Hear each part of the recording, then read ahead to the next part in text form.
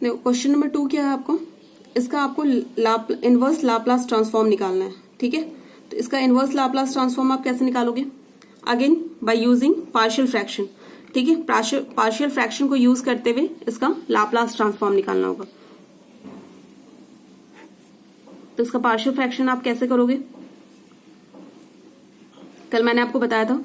ठीक है, तो ये आपको इसको क्या लिख सकते हो आप, a upon s minus 1 plus b s minus 1 का whole square plus c s plus 2। ठीक है, c अपॉन s प्लस 2। यहाँ पे क्या है आपका स्क्वायर है, तो आपको ये 2 बार टर्म लेनी पड़ेगी। अगर आपका यहाँ पे क्यूब होता तो क्या हो जाता, a upon s minus 1 plus b upon s minus 1 का whole square plus c upon s minus 1 का होल क्यूब। ठीक है, तो जितनी बार होगा उतना एक एक करके पावर बढ़ते जाएगा और उतना टर्म आपको लेना होगा। ठीक है, अब इसका क्या करना है, आपको पार्शियल फ्रैक्शन करना है। तो पार्शियल फ्रैक्शन करने के लिए आप क्या करोगे, आप बताओ। पार्शियल फ्रैक्शन करने के लिए आपको सबसे पहले क्या बताया था मैंने, एलसीएम ले लेना होता है। ठीक है, तो नीचे आप एलसीएम क्या ले लोगे, s माइनस 1 का होल स्क्वायर s प्लस 2। ठीक है, तो यहां पे क्या आ जाएगा आपका a s minus 1 s plus 2, right.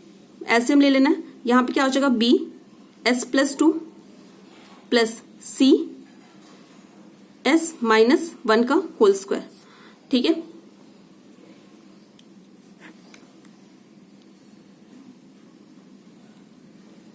देखो दोनों तरफ सेम टर्म है, ये क्या हो जाएंगे, कैंसिल आउट हो जाएंगे। तो आपका बचा क्या है यहाँ पे, 4s plus 5 equals to a s minus 1 s plus 2 b s plus 2 plus c s minus 1 का होल स्क्वायर, राइट। ठीक है, अब यहां से हम क्या करेंगे, abc की वैल्यूज निकाल लेंगे। तो abc की वैल्यूज निकालने के लिए क्या करना होगा आपको, अब हम सबसे पहले जब a की वैल्यूज निकालने चाहते हैं तो उसके लिए हमें क्या करना होगा बताओ। अगर हमें a की वैल्यू निकालनी होगी तो हमें b और c को 0 करना होगा। ठीक है, लेकिन यहाँ पे वो पॉसिबिलिटी नहीं दिख रही है। क्यों? क्योंकि अगर हम -2 पुट करते हैं तो ये वाली टर्म तो 0 हो जाएगी, लेकिन साथ में जो a आपकी जो टर्म आ रही है वो भी 0 हो जाएगी। अगर हम 1 पुट करते हैं तो ये वाली टर्म तो c वाली टर्म तो 0 हो रही है, लेकिन साथ में आपकी a वाली टर्म है वो भी क्या हो जाएगी, 0 हो जाएगी। तो इस केस में हम क्या करते हैं, जो आपका कोफिशिएंट कंपैरिजन मेथड होता है हम वो यूज करते हैं। ठीक है, तो वो कैसे यूज करेंगे, देखो आपको क्या करना होगा, ये जितने टर्म्स हैं ये सारे आपको क्या करना होगा, मल्टीप्लाई कर लेना होगा। ठीक है, ये जब मल्टीप्लाई कर लो क्या हो जाएगा, s स्क्वायर, मैं डायरेक्ट लिख देती हूँ यहाँ -1 ये प्लस, तो यहाँ पे क्या आ जाएगा आपका प्लस, सो मल्टीप्लाई कर ये आ जाएगा, ये हो जाएगा, ये -2 हो जाएगा। ठीक है, ये हो गया प्लस b s प्लस 2, यहाँ पे क्या हो जाएगा s square plus 1 minus 2s। ठीक है, अब आप क्या करो कि जो s को जो सेम जो टर्म है ना उसको साथ ले आओ। क्या हो जाएगा यहाँ पे a, देखो s स्क्वायर, यहाँ पे a इसको मल्टीप्लाई करोगे तो क्या हो जाएगा a s स्क्वायर, यहाँ पे क्या हो जाएगा c s स्क्वायर, तो क्या हो जाएगा a plus c s square को मैंने कॉमन ले लिया।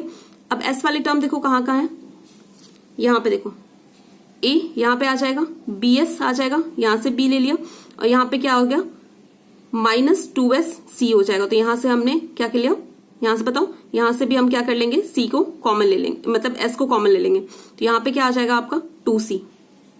ठीक है, s, राइट। उसके बाद जितने कांस्टेंट टर्म में बचे हुए वो आप लिख लो। तो यहाँ पे क्या हो जाएगा -2a plus 2b plus c। ठीक है, ये टर्म आ गई आपकी, यहां तक आपने लिख लिया।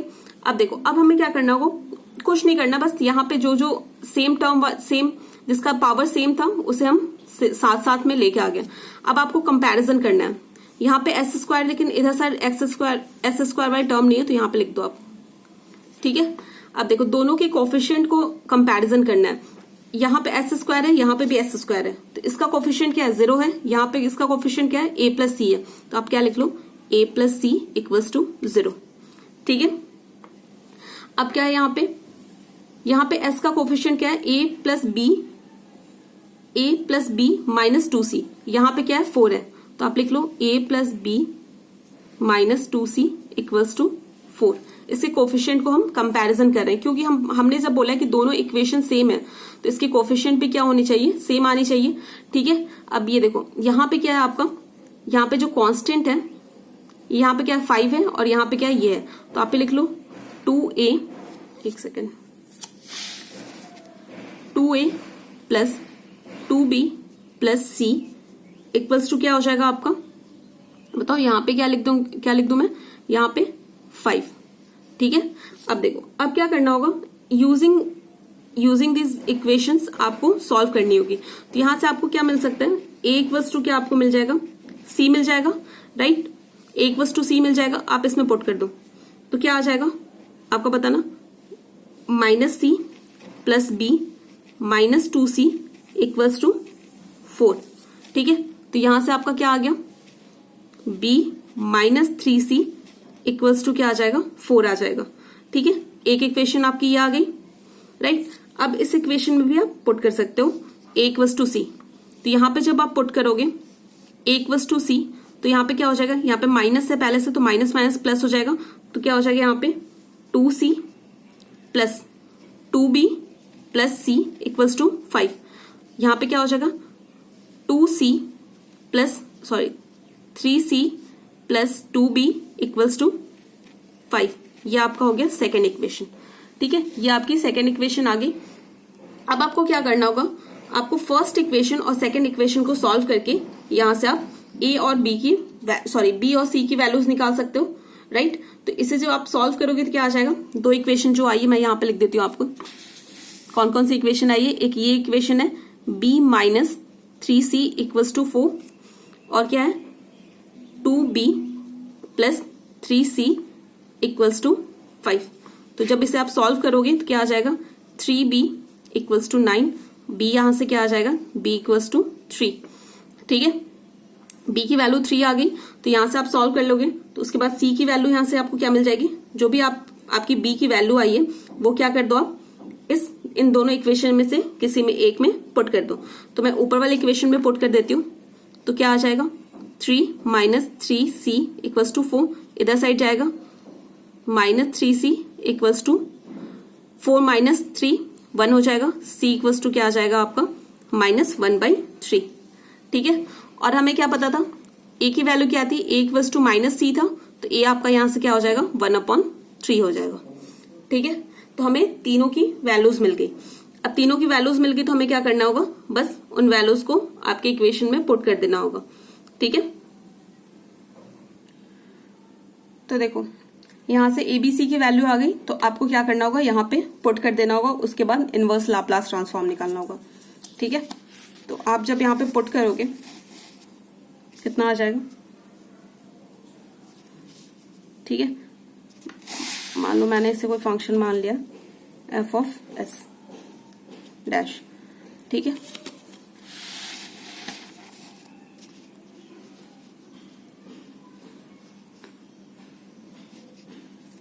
सबका अलग अलग लिख देती हूं मैं। तो ए की वैल्यू कितनी आई थी हमारी 1/3 अपॉन एस माइनस 1। ठीक है, plus inverse Laplace transform of B की वैल्यू क्या आई थी हमारी 3 एस माइनस 1 का whole square plus inverse Laplace transform of minus 1/3। ठीक है, एस प्लस 2, राइट, ये आ गया आपका। अब हमें क्या करना होगा, इन सब का इनवर्स लाप्लास ट्रांसफॉर्म निकालना होगा। तो कैसे निकालोगे आप बताओ,